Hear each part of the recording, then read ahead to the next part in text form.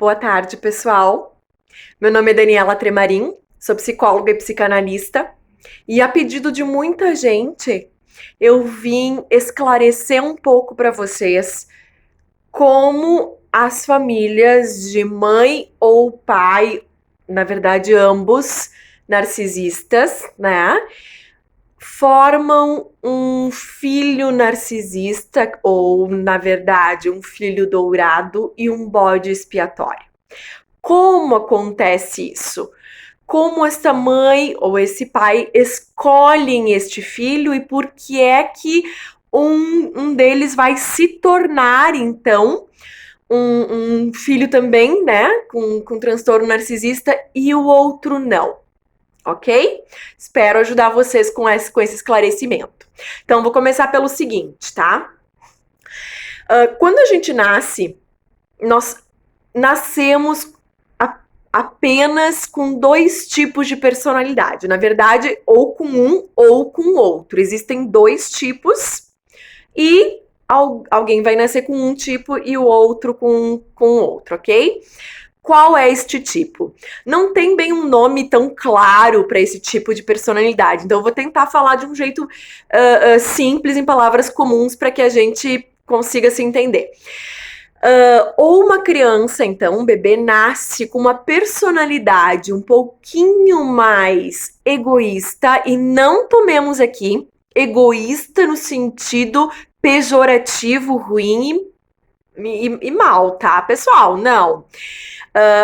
Já vou seguir, vou esclarecer melhor isso, tá? Então, uma criança nasce com uma personalidade um pouquinho mais egoísta, que é aquela criança que é mais tinhosa, é mais brabinha, não aceita qualquer coisa, mais brigona, às vezes, não empresta o seu brinquedo, às vezes vai lá e dá um tapa na outra criança, enfim, mais firme, determinado, sabe o que quer, às vezes pode ser até um pouquinho mais vingativo, mas enfim, uma personalidade assim, que não há nada de ruim, muito legal, tá? Ou então, a gente nasce com uma outra personalidade que é o quê? Eu tô nomeando assim como um pouquinho mais generoso, mas de novo, né? Não tem melhor ou pior, certo? São personalidades diferentes. Essa criança um pouquinho mais generosa, ela é um pouco mais quieta, ela é um pouco mais calada, ela aceita qualquer coisa, ela é querida. Às vezes pode ficar mais comum do masculino, né? Dos meninos nascerem com essa personalidade um pouquinho mais egoísta, que é um pouco mais agressivo, e as meninas nascerem com essa personalidade um pouco mais generosa, então são mais doces, meigas, assim, ficam quietas, ou então passivas e também talvez mais choronas, aquela criança que não consegue muito se defender, que se o amigo vem roubar o brinquedo, ela dá e chora e fica, né, mais quieta na dela e, enfim, essa criança então um pouquinho mais generosa, né, nesse sentido. Acho que vocês vão acabar identificando, né, isso e me compreendendo. Enfim, quando nasce este bebê, então, ou um pouquinho mais egoísta, ou assim, um pouco mais generosa, o que uma família normal vai fazer? Tá? Uma mãe, um pai saudável, normal, sem precisar ter lido nada, nenhum livro a respeito de como se cria filho, ou ter nos procurado para questionar isso intuitivamente, naturalmente, uma mãe saudável, um pai saudável, irão fazer o quê? Com este filho que nasce com essa personalidade, então, um pouquinho mais egoísta, que ele é birrento, ele é brigão, ele não empresta, os pais normais vão modelar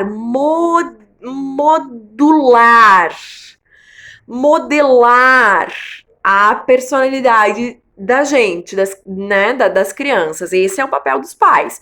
Com a educação, né? Fora, sem dizer, o carinho e tudo mais, né? Mas a educação, o que vai dizer para esta criança, né? Não pode, empresta, não bate nele, tem que gostar dele, pede desculpas, né? Porque essa criança é mais tinhosa, ela é mais orgulhosa, tá?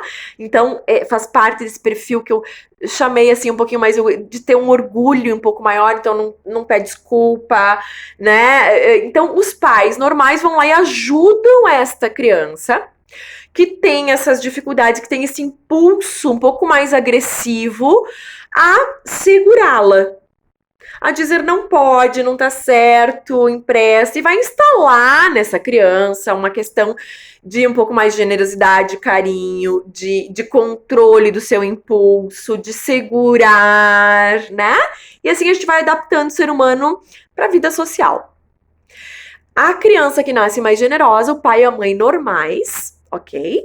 Vão sentir que esta criança precisa aprender a se defender um pouquinho, às vezes. Porque toda situação que vem um amigo, que vem alguém e tira o seu brinquedo, ela chora. Então o que acontece? Essa mãe e esse pai normais, por sentir essa personalidade dessa criança, vai começar a ajudá-la. Não, tu também tem que dizer que não empresta, ou que não dá às vezes. Ou então uma vez cada um, agora é a dele, agora tu pegas pra ti, porque agora é teu também. Não chora, e vamos lá conversar com ele, vamos resolver, e vamos. Enfim, vai modulando essa personalidade, então, mais generosa, por assim dizer, mais passiva, que às vezes não consegue se defender e que chora, e que se magoa mais fácil, certo? O outro tipo é um pouquinho mais orgulhoso e não mostra muito seus sentimentos, né? Não tenta esconder os seus sentimentos. Isso desde pequenininho, né, pessoal? A gente detecta as crianças assim. Ou então essa criança mais generosa, ela mostra mais os seus sentimentos. Ela se magoa, ela chora, ela fica triste, magoada, e enfim, tudo isso, tá? Então, os pais normais vão fazer isso, ok? Vão adaptar essas duas personalidades, segurando um pouquinho um, soltando um pouquinho o outro. É o normal que tem que fazer. O que acontece, pessoal, com as famílias narcisistas, então? É mais comum a mãe ser narcisista, mas vemos também o contrário, a mãe ser completamente submetida, isso quer dizer conivente ao pai narcisista. Os dois são, tá, pessoal? São narcisismos diferentes, mas não existe um pai narcisista ou só uma mãe narcisista e o pai vítima. Não, né? Eu acho que eu expliquei isso para vocês no vídeo que tá no YouTube, que se vocês quiserem procurar, que é características da mãe narcisista, eu falei sobre essa questão de casal, como é que é essa dupla, tá? Enfim, então vou falar um pouquinho mais da mãe, porque é um pouco mais comum, mas é para vocês entenderem. Depois, se vocês precisarem, vocês troquem de papéis aí, conforme a história de cada um de vocês, tá? A mãe narcisista vai amar o filho egoísta. Porque, né, pessoal? É igual a ela. E ela admira isso. Ela acha isso coisa pra gente forte. Logo, um filho que nasce mais generoso, menos orgulhoso e menos egoísta, ela vai desdenhá-lo porque ela acha isso feio, pobre, patético, vamos dizer. Então, olhem a diferença. Os pais normais vão aceitar as duas personalidades, só vão dizer: nossa, esse é assim, então eu tenho que fazer assim. Esse aqui é assado e tenho que fazer assim. A mãe narcisista vai vangloriar este filho que nasce com essa personalidade mais tinhosa. Vai dizer: tu sim vai ser alguém na vida. Tu sim é forte, não vai deixar ninguém passar por cima de ti. Tu sim não é bobo. Tu sim vai longe, tá? E aquela criança que nasce, então, com essa personalidade mais generosa, seja menino ou menina, né? Essa mãe vai começar a desdenhar. Tu é bobo, tu não vai pra frente na vida, porque tu só chora, tu não levanta a cabeça, não vai ser ninguém, enfim, na vida, vão te pisar, porque tu é um bobo, fraco, feia, enfim, daí entram, vocês conhecem bem, todas as humilhações possíveis. Na aparência, estas mães narcisistas que se mostram assim fortes, na verdade escondem uma grande submissão. tá? Porque intercala nesses casais o papel de a mãe narcisista ser dominadora e o pai submetido e vice-versa. Há sempre um casal sadomasoquista nesses casais narcisistas, ok? Então, terá a vez em que o pai será o que vai maltratar a mãe e a mãe vai se submeter. E sempre será um ciclo de maltrato entre o casal. Alguns é muito nítido, outros vocês vão dizer: não, mas o meu pai era um querido, um coitado. Não. É muito sutil, mas devolvem, certo? Devolvem. Então, vai haver essa retroalimentação do maltrato entre o casal. Bem, então por aí vocês já sabem, né, que se o filho mais egoísta passa a ser vangloriado e não ajudá-lo a segurar um pouquinho mais os seus impulsos, e o filho generoso, então, vai ser considerado ridículo, fraco, um bobo que é pisado em cima, né, uma pessoa fraca, a gente sabe que as consequências para esse filho generoso começam, né? De autoestima, baixa autoestima, né? Da incapacidade de obter crítica, ele vai acreditar e vai esquecer de si próprio, vai abandonar-se a si próprio e vai passar a acreditar neste pai, nesta mãe, que são figuras importantes para a criança, de que é esta imagem dela que ela tem, que ela é uma boba, uma fraca e assim por diante. E óbvio, né, que este filho egoísta vai então amar. Vai dizer, então eu tô super certo, então eu sou forte, então eu sou maravilhoso. E vai ocorrer ali por amor, uma identificação. O que é isso? Tornar-se igual, tá? Se essa mãe está dizendo que eu sou maravilhosa, né, do jeito como eu sou, egoísta e tudo mais, que isso é forte, porque inverte, né, toda essa questão que poderia ser vista como cuidado porque tu tá sendo mal. Não, é assim tá certo e tu é o máximo fazendo isso. Então, essa criança se identifica com esta mãe e diz: nós somos fortes. Vou ser igual a ti, já sou igual a ti, tá certo eu ser assim. É desta forma que a mãe, o pai, escolhem o filho dourado ou o bode expiatório. Podem ter em famílias que tenha 3, 4 filhos, ou 3 meninas, nenhum menino.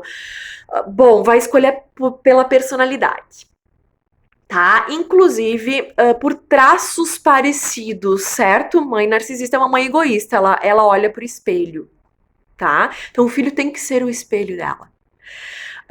Então, normalmente, se ela não gosta deste filho, porque tem essa doçura, esse coração bom, que ela inveja, mas vai atacar, porque vai achar ridículo. Né? Vai gostar daquele que tem o coração mal, porque esse vai se defender, porque assim ela acredita que se ela tiver um coração bem mal, ela se defende, ela tá sempre pronta para o que der e vier. Se ela tiver esse coração bom, algumas pessoas se sentem fracas, né? Mais desprotegidas, mais frágeis, tá? E isso que a mãe narcisista odeia, sentir-se frágil, tá?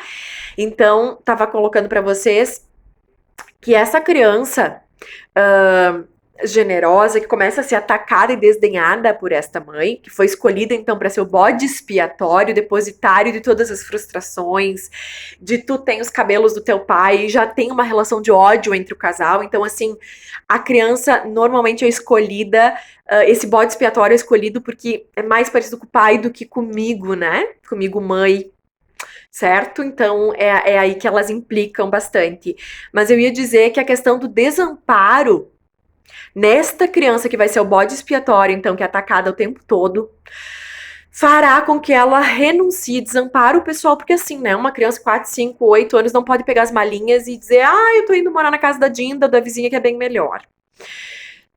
Esse sentimento de orfandade, sentimento de que não tem pais que a protegem, que a cuidam ou que a amam, vai fazer com que ela acredite que ela está errada, então, a respeito daquilo que ela pensa ou vê no ambiente dela.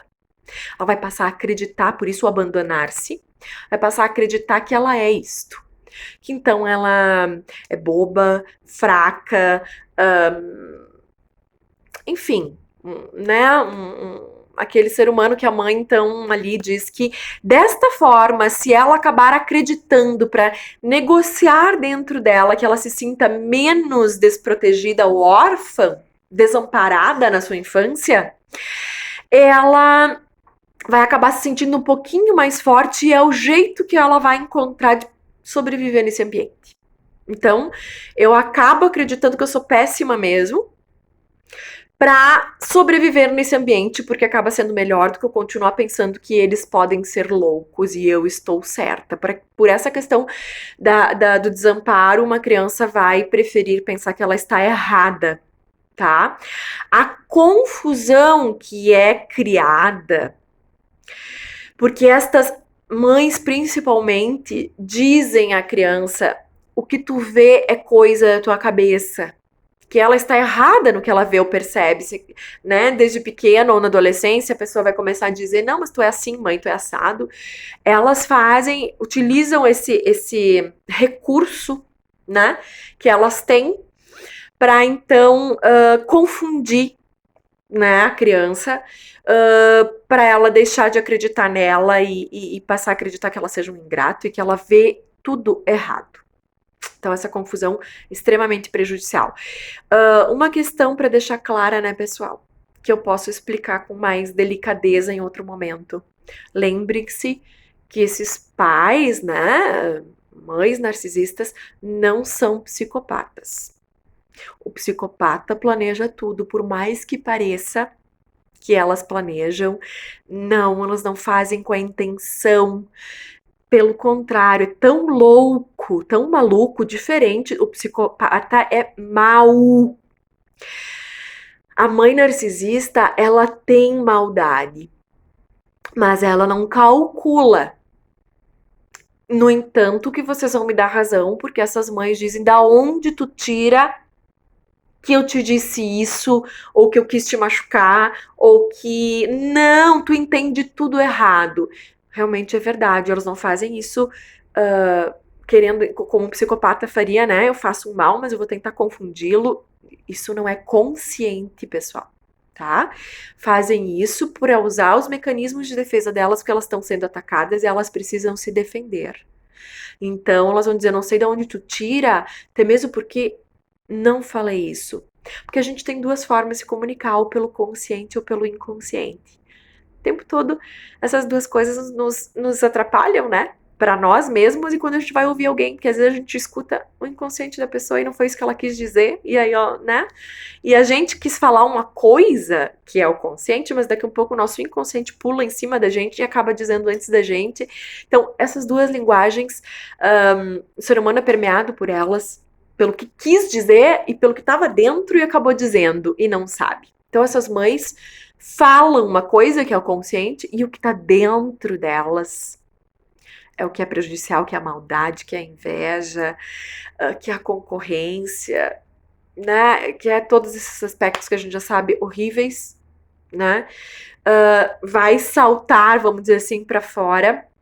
E é por isso que a criança, o bode expiatório sofre muito, né? Porque ele tá sempre se confundindo. Será que a minha mãe... Não, mas a minha mãe é boa. É quando elas estão culpadas, elas acabam tentando reparar alguma coisa, é uma culpa inconsciente, tá? Não é consciente porque o orgulho é muito grande.